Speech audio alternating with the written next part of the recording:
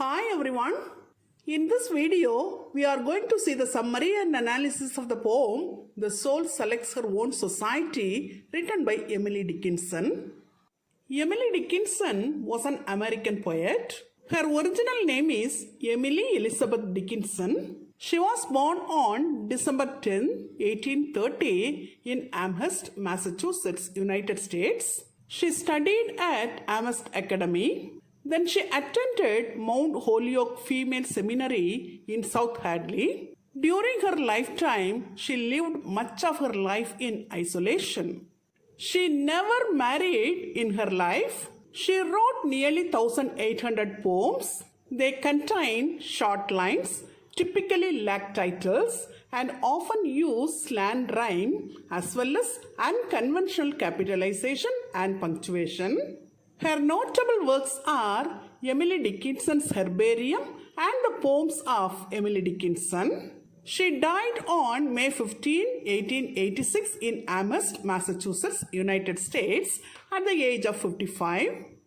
The Soul Selects Her Own Society is an important poem written by Dickinson. She wrote this poem in 1862 and it was first published posthumously in 1890 in a book titled Poems. This poem contains 12 lines. In this poem, the speaker celebrates the virtues of an independent and mostly solitary life.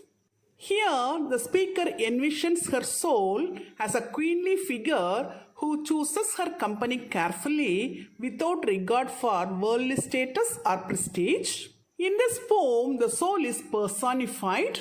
This poem obeys only its own rules and it registers Dickinson's social anxiety. Now let's see the lines of the poem. Stanza 1. The soul selects her own society, then shuts the door to her divine majority, present no more. Stanza 2. Unmoved, she notes the chariots passing at her low gate. Unmoved, an emperor be kneeling upon her mat. Then stanza 3. It is the last stanza of the poem. I have known her from an ample nation, choose one, then close the walls of her attention like stone. Now let's see the stanza-wise summary of the poem. In the first stanza, the poet says that the soul chooses her own company, then closes the door on everyone else. She is no longer available to most of the world. In the second stanza, the poet says that she has not swayed by elegant carriages waiting outside her humble gate, and she wouldn't be swayed even if a powerful king knelt down on her doormat to beg for her company. In the third stanza, the poet says that I have known her to choose one single person out of a whole country's worth and then shut down her notice of anyone else firmly as a stone. Till now, we have seen the summary of the poem. Now let us see the analysis of the poem. This poem emphasizes the solitary nature of the soul as well as her ability to select the one she wants to give access to and then shut out all the rest.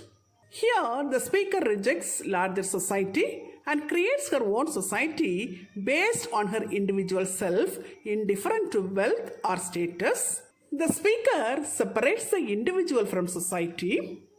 The speaker does not have conscious control over the soul. Soul makes choices of its own will. Here, the soul decides instead of the mind. Reading the poem in the context of Dickinson's life, the poem allows the reader a sense of her inner thoughts about her own reclusive nature. During the 1860s, Dickinson became reclusive.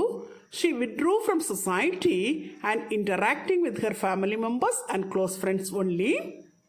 Through this poem, the poet conveys to others that the person whom she accepted into her society was not her decision, instead it came from her soul. The use of out-of-place dashes and capital letters by the poet in this poem help to set the somber mood of the poem. In this poem, the poet has used the personification of the soul and also the symbols like the emperor and the soul's house. Till now, in this video, we have seen the summary and analysis of the poem The Soul Selects Her Own Society, written by Emily Dickinson. Hope you have understood it very clearly. Thank you for listening. For more videos on English language and literature, subscribe and watch our YouTube channel English Language Waves.